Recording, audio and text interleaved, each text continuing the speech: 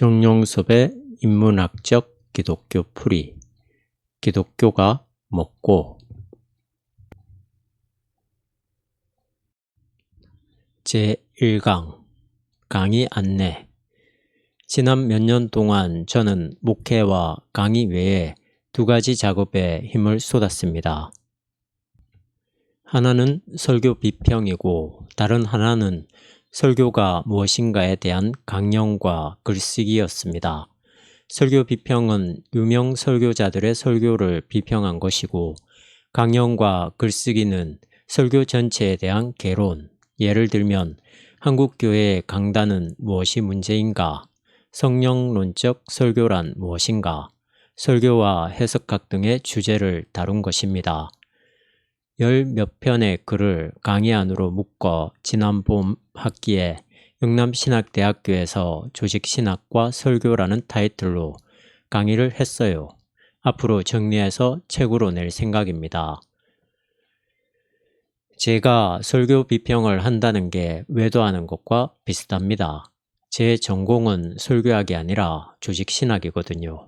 설교학 전공 교수님들에게는 정말 죄송합니다. 흉곽외과 전문의가 성형수술을 하는 것과 비슷하니까요.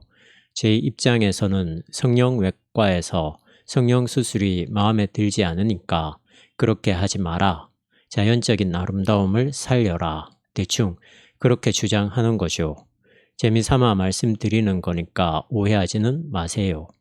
어쨌든지 기회가 되면 목사 후보생들인 신대원 학생들에게 이런 강의를 하고 싶긴 합니다. 설교는 신학의 꽃이거든요. 거기에는 조직신학, 윤리신학, 성서신학, 교회사 등이 총체적으로 연결되어 있어요. 그런 준비가 없으면 설교가 불가능합니다. 성서 주석만으로 설교가 가능하지 않습니다. 창조, 종말, 칭의, 성화, 구원, 교회, 하나님 나라 등 조직신학의 분야와 연결시킬 수 있어야 합니다. 신대원을 졸업하고 일정한 과정을 거쳐 목사가 된 분들에게 문제는 성서신학과 조직신학을 연결시키지 못한다는 데 있어요. 많은 목사님들이 그리고 신학생들도 조직신학을 싫어해요. 설교와 상관이 없다고 생각하는 거죠. 성경 이야기를 실제 삶의 적용만 잘하면 된다고 생각하는데 엄청난 착각입니다. 성서라는 텍스트와 지금 설교를 듣는 청중 사이의 콘텍스트 사이에 다리를 놓는 작업을 설교라고 할 때 그 중간에 어떤 작업이 필요해요. 그것을 조직신학이 감당해야 합니다. 성서 본문을 예로 들어 설명할게요. 삭개오 이야기는 다들 잘 알고 있을 겁니다. 세리 삭개오는 예수님을 보기 위해서 용감하게 뽕나무에 올라갔다고 합니다. 여차여차한 과정을 거쳐서 예수님을 집에 모시게 되죠. 거기서 그는 남의 것을 사기친 일이 있으면 4배를 갚겠다고 했고, 자기 재산을 반이나 떼서 가난한 사람을 돕겠다고 했어요. 이 본문으로 예수님을 믿으면 삭개오처럼 변화가 온다거나 베풀고 봉사해야 한다고 주로 설교합니다. 심한 경우에는 그런 식으로 신자들에게 헌금을 강요하는 데까지 나갈 수 있죠. 이것은 성서 텍스트의 난독, 오독, 왜곡이라고 할 수 있습니다. 성서 본문의 핵심은 특히 복음서의 중심 인물은 예수님입니다. 여러 사람이 나오지만 포커스를 맞춰야 할 중심 인물은 예수님이에요. 그리고 예수님과 상대하던 사람들 중에서도 삭개오보다는 예수님이 삭개오의 집에 들어간 것에 대해 불평하고 수군수군하던 바리새인이 이 이야기에서 중요합니다.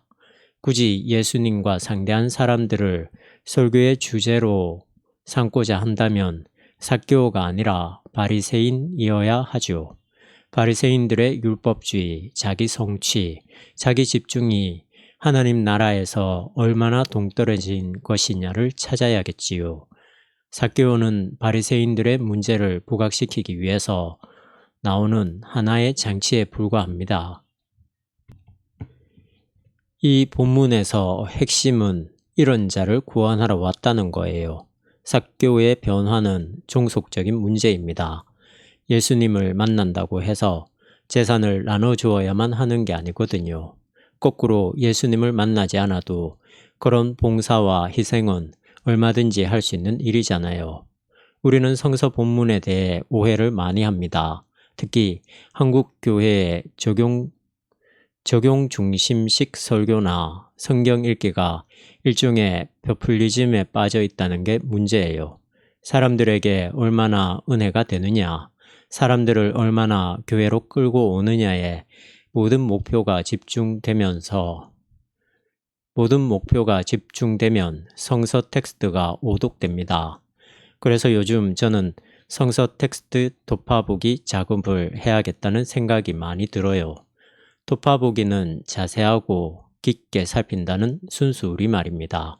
지금까지는 구체적인 설교자들을 대상으로 설교 비평을 하거나 이론적으로 설교가 무엇인가를 이야기했다면 이제는 실제 성서 텍스트를 자세하게 살펴보고 그 안으로 들어가는 일에 대해서 말하고 싶어요. 원초적 영성. 우리는 기독교가 먹고 라는 화두를 안고 앞으로 6개월간 공부를 하려고 합니다. 강의 안에 있고 거기에 맞춰 진도를 나가겠지만 강의 안에 없는 이야기도 많이 하게 될 겁니다. 강의안은 파워포인트로 띄워놓았어요. 제 강의를 도와주는 박원관 씨가 2주에 한 번씩 강의안을 메일로 보내드릴 겁니다. 강의안을 잘 읽으면 강의를 따라오는데 큰 도움이 될 겁니다. 저도 가능한 대로 강의안에 충실해야 하는데 샛길로 빠질까 걱정이네요. 강의하거나 설교하는 분들은 다들 경험하는 일인데요. 어떤 생각들이 숨어 있다가 어떤 계기가 되어 창조적으로 나오는 경험 말입니다. 제가 시인이 아니라 단정적으로 말하기는 어렵지만 시를 쓰는 것도 마찬가지일 거예요. 시는 준비해서 쓰는 게 아닙니다. 처음부터 딱 준비된 상태에서 쓰는 게 아니라 쓰는 순간에 언어가 말을 거는 거죠. 물론 아무 준비도 되어 있지 않은 상태라는 건 아니에요. 준비된 상태이긴 한데 그것만으로는 가능하지 않은 어떤 미묘한 게 있어요. 작곡가의 경우라면 소리가 말을 거는 아주 미묘한 순간이겠죠. 그래도 준비는 충실히 하는 게 좋습니다. 너무 자유롭게 강의하다 보면 정말 중요한 걸 빠뜨릴 수도 있으니까요. 아주 옛날 독일에서 공부할 때의 경험입니다.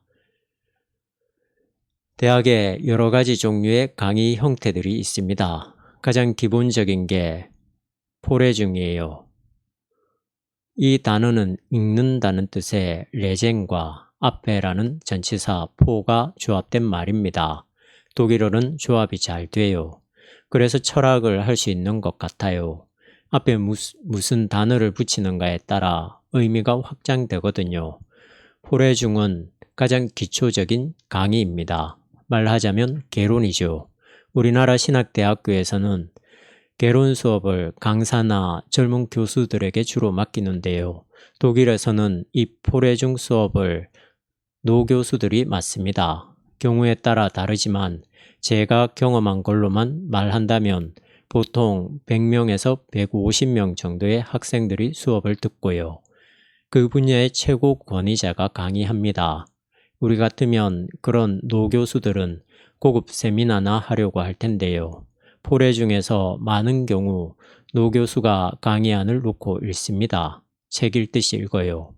강의안을 찬찬히 읽어가는 공부 방법도 나름으로 의미가 있습니다. 우리는 강의안을 읽기도 하겠지만 자유롭게 설명하기도 할 겁니다.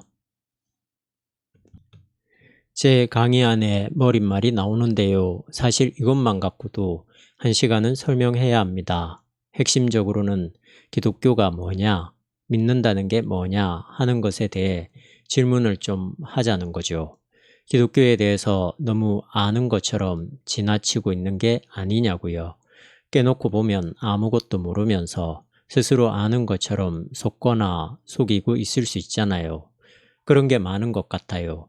그런 점에서 좀 더 진솔하게 터놓고 말할 수 있는 시간이 되었으면 좋겠다는 뜻이에요.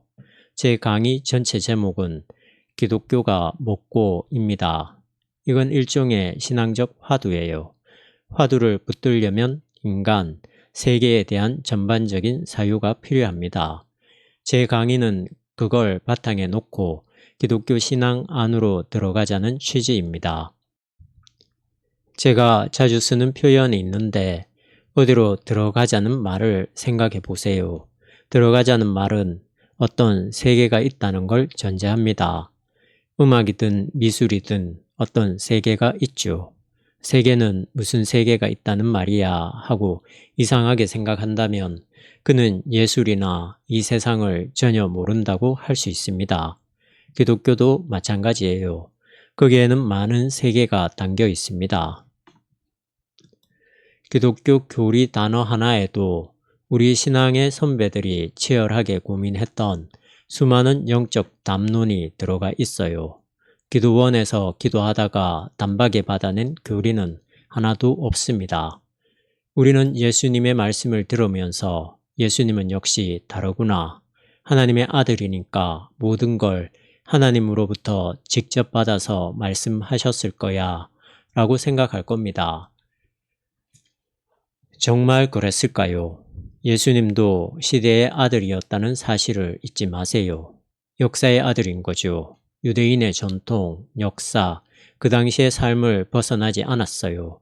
예수님도 그 시대 사람들과 마찬가지로 그 세계에 들어가 있었습니다. 그걸 벗어났다면 사람이 아니라 혼령이죠. 기독교 신앙이 예수님이 누구냐 하는 근본적인 질문이 있습니다. 예수님의 정체성은 니케아 공의회 이후에 확립됩니다. 베레 호모, 베레 데우스, 즉 참 인간, 참 하나님이라는 개념이에요. 앞으로 반복해서 이 개념이 언급될 겁니다. 예수님은 인간이지만 하나님인 겁니다. 어느 한쪽에 더 무게를 두지 않아요. 본질적으로 하나님과 동일한 본질로서 참된 인간이었습니다. 우리는 일반적으로 예수님의 신성에 무게를 많이 두죠. 초기 기독교는 전혀 그렇지 않았습니다. 인성을 신성과 똑같은 무게로 주장했어요. 이건 기독교 신이해의 혁명적 전환이었습니다. 나중에 자세하게 언급할 기회가 오겠지만 이 부분은 아마도 조직신학에서 다뤄야 할 주제예요. 신학이 어떻게 보면 어렵지만 어떻게 보면 어렵지 않아요. 직면에 있는 세계를 바라보고 삶에 대해 진지하게 생각한다면 신학이 재미있죠. 철학 박사 학위를 받아야만 철학책을 읽는 게 아니듯이 신학 박사가 되어야만 신학을 하는 것도 아닙니다. 하여튼 예수님의 정체는 신비죠. 반신, 반인이 아니라 온전한 인간인 동시에 온전한 신이니까요. 도대체 이것이 무슨 뜻일까요? 처음부터 진도를 너무 나가지 말지요.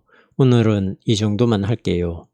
그래도 이왕 말이 나왔으니까 여기서 하나 짚고 넘어가지요. 초기 기독교인들은 예수님의 인성을 한순간도 부인하지 않았습니다. 우리와 다를 게 없는 똑같은 참된 인간이라는 거죠. 우리처럼 먹고 배설하고 우리가 가진 모든 희로애락, 에토스나 파토스 등을 다 가지고 있었어요.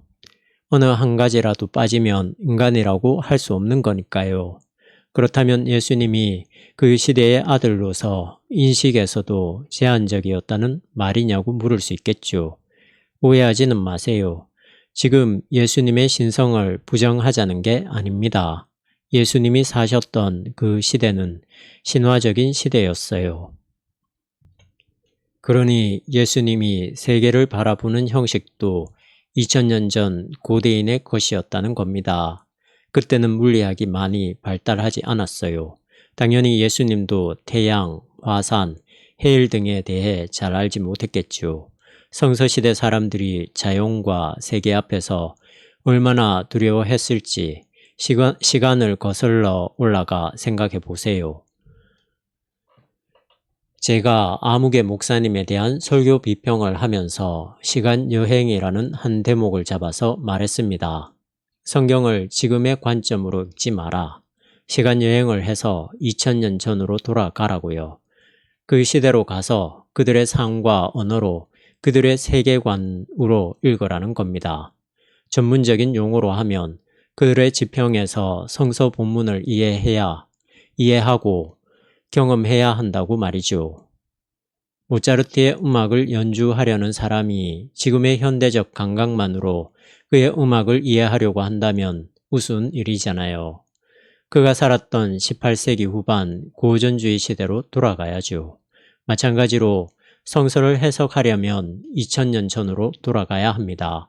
성서 시대인 2000년 전과는 아무 상관도 없이 지금 열심히 전도하고 교회당 짓고 사람들 모으는 데만 심취해 있다면 2000년 전의 원초적 영성을 경험할 수 없습니다. 원초적 영성이라는 말을 생각해 보세요. 제가 심우하는 샘터교회에서는 예전 예배를 드립니다. 예전이 기독교 영성의 역사예요. 2000년 전과 지금을 연결해주는 역사죠. 예배의 형식주의를 옹호하는 게 아닙니다. 그 예배에 참여하면서 2000년 전에 카타콤에서 예배를 드리던 사람들의 경험이 와닿아야 합니다.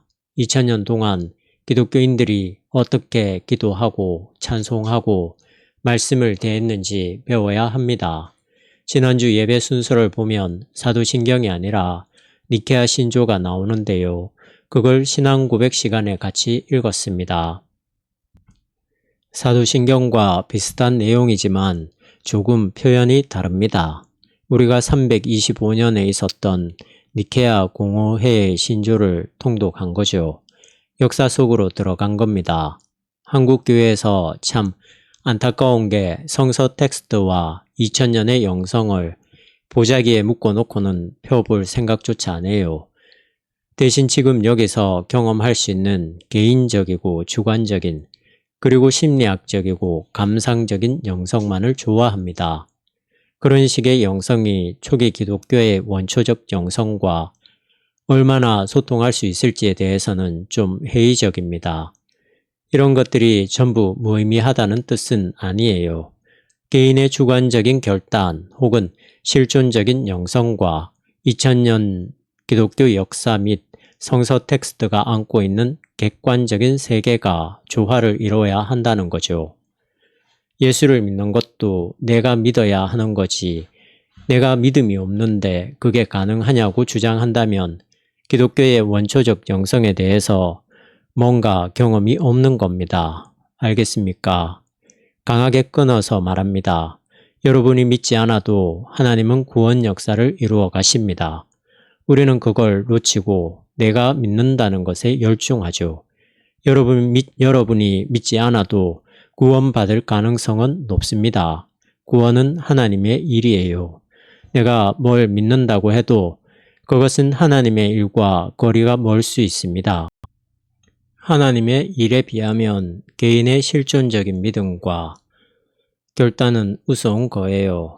인간과 그의 노력이 별게 아니라는 뜻으로 말하는 게 아닙니다. 그것은 어디까지나 부수적이라는 뜻이에요. 종속적입니다. 더 권원적인 것은 하나님의 종말론적인 구원 통치예요. 우리가 이것을 알아야 하고 이것이 역사 안에 있습니다. 제가 첫 시간에 진도는 안 나가고 엉뚱한 소리만 하네요. 이런 게 모두 우리 공부와 직간접적으로 다 연결됩니다. 차례 확인하기.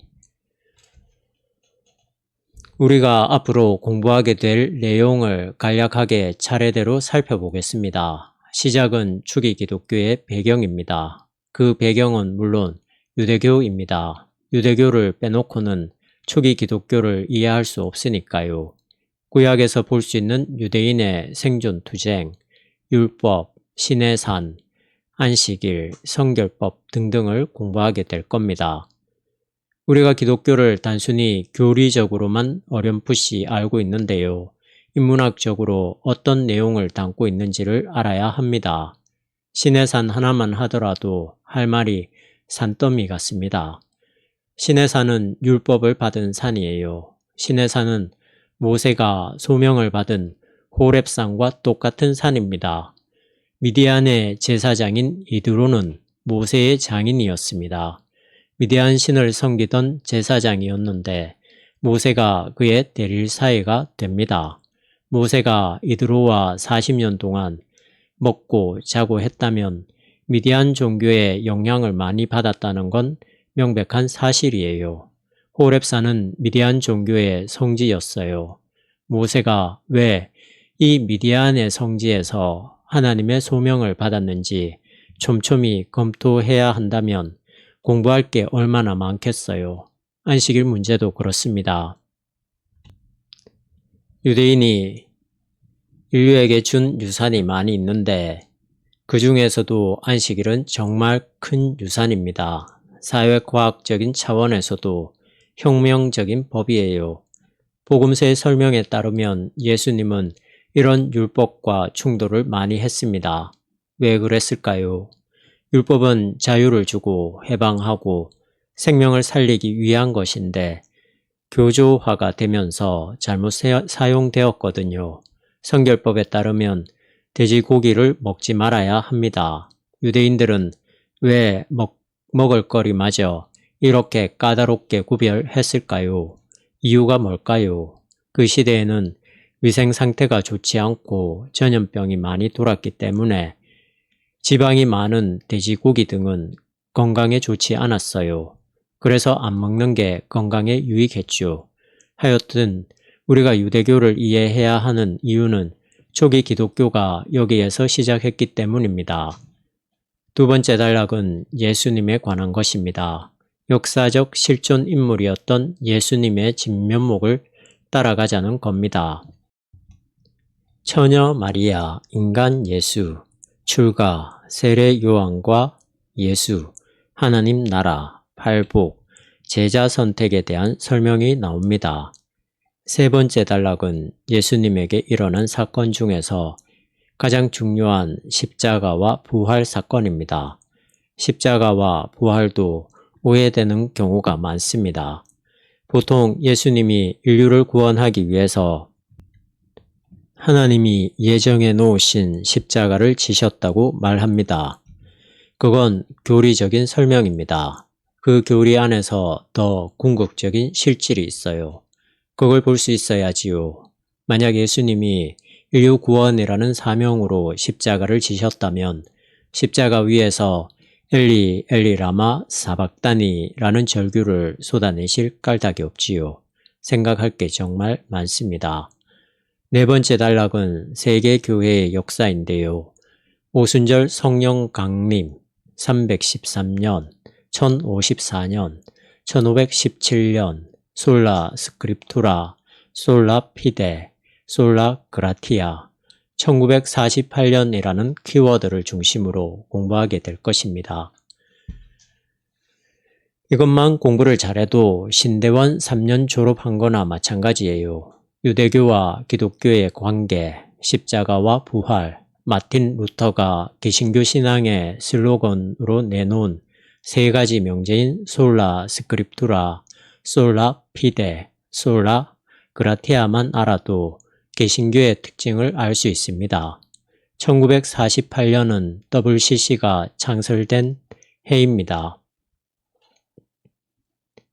그 다음은 구약 성서에 관한 이야기입니다. 여기서는 주로 헤브라이즘과 크리스찬니티, 하나님 말씀으로서의 성서, 전승으로서의 하나님 말씀, 모세오경, 빛이 있으라, 너의 고향을 떠나라, 엑시더스, 만나와 메추라기, 예언서, 성문서를 키워드로 삼아서 공부하겠습니다. 그 다음 단락은 신약성서에 대한 공부입니다. 여기서의 키워드는 신약성서의 형성 과정, 복음서, 사도의 선교 역사, 서신, 바울과 기독교, 요한계시록입니다. 그 다음은 구체적인 교회 공동체에 관한 이야기입니다. 굳이 이름을 붙이자면 실천신학 분야라고 할 수 있겠죠. 교회 안에 있는 실제 행태를 살핍니다. 예배, 기도, 헌금, 성찬식, 목사, 장로, 당회, 여성 안수를 중심으로 설명하겠습니다. 이런 문제들은 현실 교회 안에서 일어나는 일이기 때문에 여러분들이 관심이 많을 겁니다. 그 다음에는 하나님에 대한 물음입니다.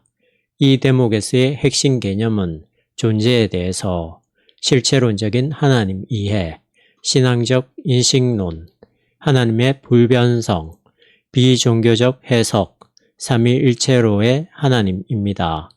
관념적인 용어들이 많이 나올 겁니다.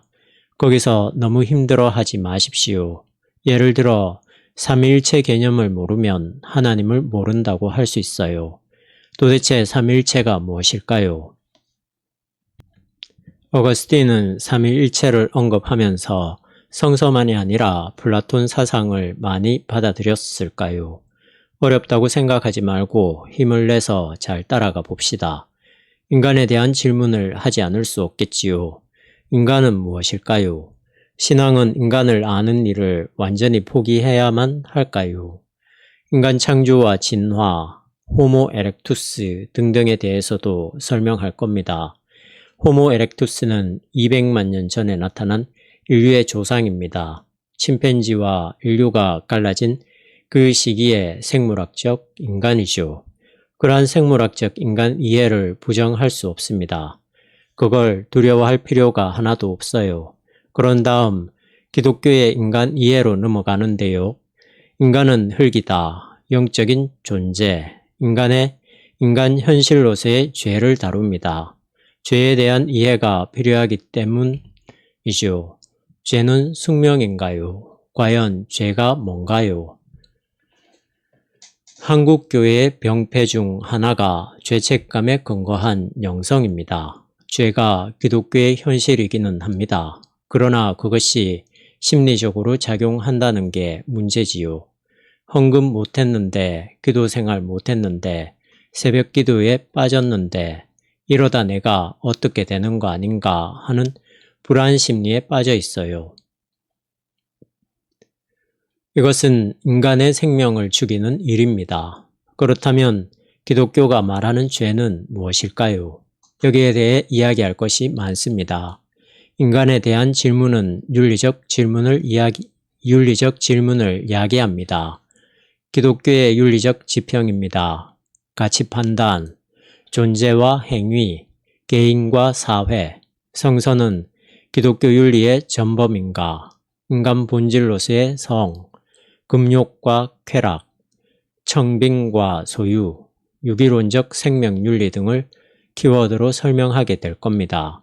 그 다음으로 기독교와 한민족의 관계에 대해서 설명하겠습니다. 우리는 한민족이죠. 우리말을 쓰고 우리의 먹을거리를 먹습니다.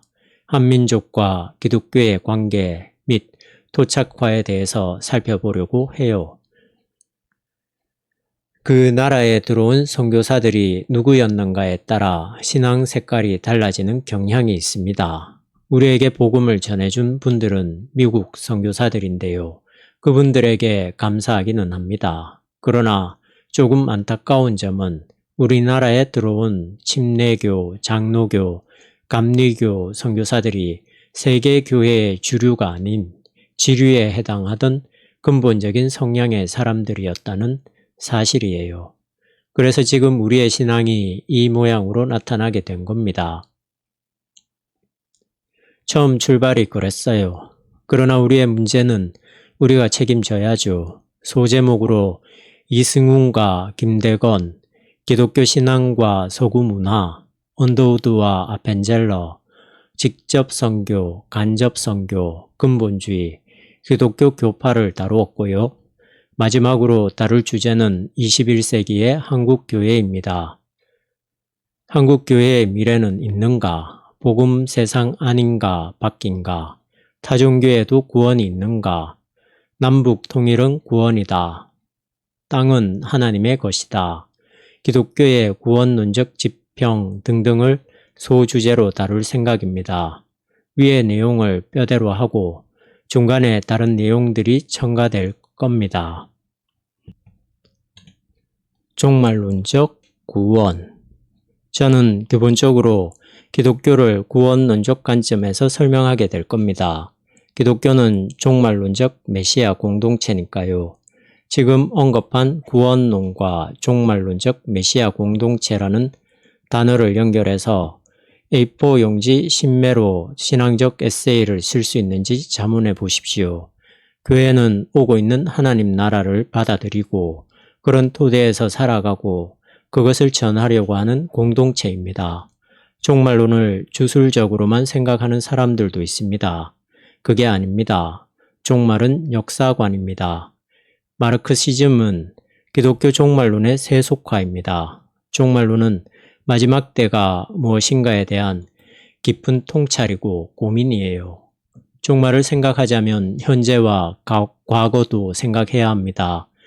우리가 말하는 구원은 현재적 구원이 아니라 종말론적 구원입니다. 이 종말론적 구원을 어떻게 현재로 당겨서 맛보는가가 중요합니다. 예를 들어 예수님이 가난한 자, 우는 자가 복이 있다고 말씀하셨는데요. 정말 가난하고 우는 사람들이 복이 있습니까? 그건 종말론적 선언입니다. 마지막 때에 하나님의 정권에 의해 일어날 일을 말씀한 거예요. 예수님의 삶을 보세요. 십자가는 실패이고 무기력한 죽음입니다. 정말 무기력한 죽음 아닙니까? 그런데 우리는 전혀 그렇게 생각하지 않죠. 십자가를 영광으로 생각하잖아요. 2000년 전으로 돌아가 보세요. 그는 신성 모독과 반역죄로 몰려 죽은 겁니다. 그걸 통해 하나님의 영광이 드러난다고 믿을 수 있겠어요? 생각해야 할 게 많습니다. 구원은 생명입니다. 구원, 메시아, 생명, 종말, 하나님 나라가 다 연결됩니다. 어느 관점이냐에 따라 이 용어나 저 용어를 쓸 수 있어요. 구원은 참된 생명인데 이 땅에서 우리가 참된 생명을 얻을 수 있을까요? 잘 생각해 보세요. 구원은 궁극적으로 종말론적입니다. 종말에 이르러 생명이 완성되는 거니까요. 그러나 이 땅에도 무상하지 않은 생명이 있었습니다. 십자가에 돌아가신 분을 하나님이 사흘 만에 죽은 자 가운데서 살려내셨어요. 이 부활의 빛 아래에서 초기 기독교인들은 십자가의 의미를 재해석하기 시작했습니다. 판넨베르크는 예수님의 십자가 이후에 이 세상에 어떤 삶도 실패로 재단될 수 없다고 말합니다. 하나님이 고유한 방식으로 그 일을 하십니다. 이해되나요? 세상에는 정말 억울한 죽음이 많습니다. 2000 냉동창고 화재 사건으로 가난한 사람들이 다 죽었어요. 왜 그런 일이 일어날까요? 이 세상을 보면 하나님이 구원하신 일이 별로 없는 것 같아요. 그러나 구원은 종말론적입니다.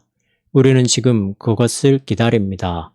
그것을 우리가 실질적으로 이해하고 그 안으로 들어가는 게 기독교 영성이에요.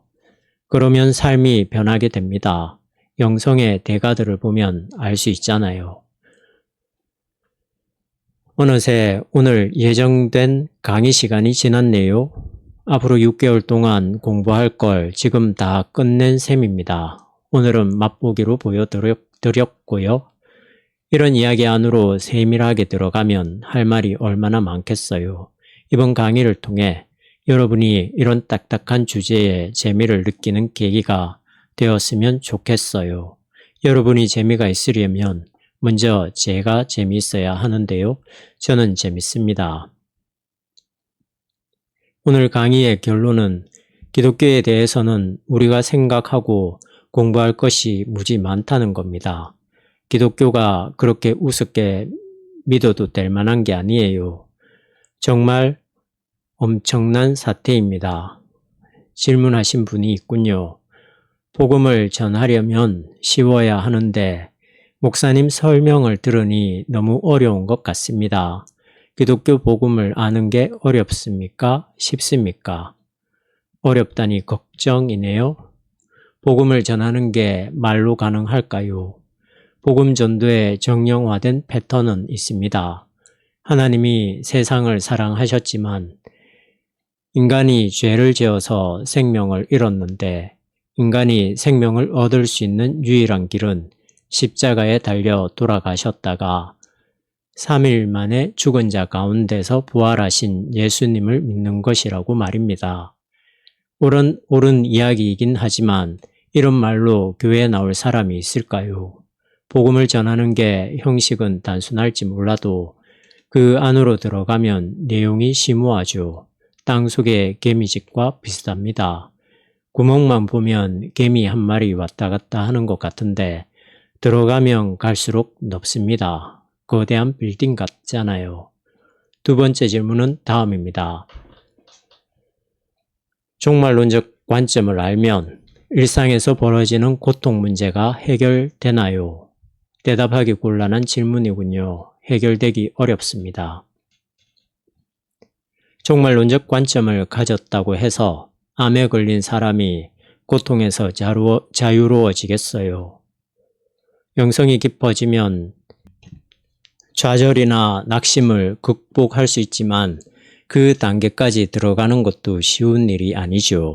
저도 만약에 자동차 사고가 나서 하반신을 못 쓰게 된다면 굉장히 힘들고 상처를 입을 겁니다. 테니스도 못 치고요. 그러나 시간이 지나면 극복할 수 있을 것 같아요. 하반신을 못 쓴다고 해도 하나님 나라와 소통할 수 있는 길이 있으니까요. 영성으로 극복할 수 있어야죠. 그걸 잘 하기 위해서라도 신앙의 성숙이 필요하지 않겠어요? 다음 시간에 뵙죠. 수고했습니다.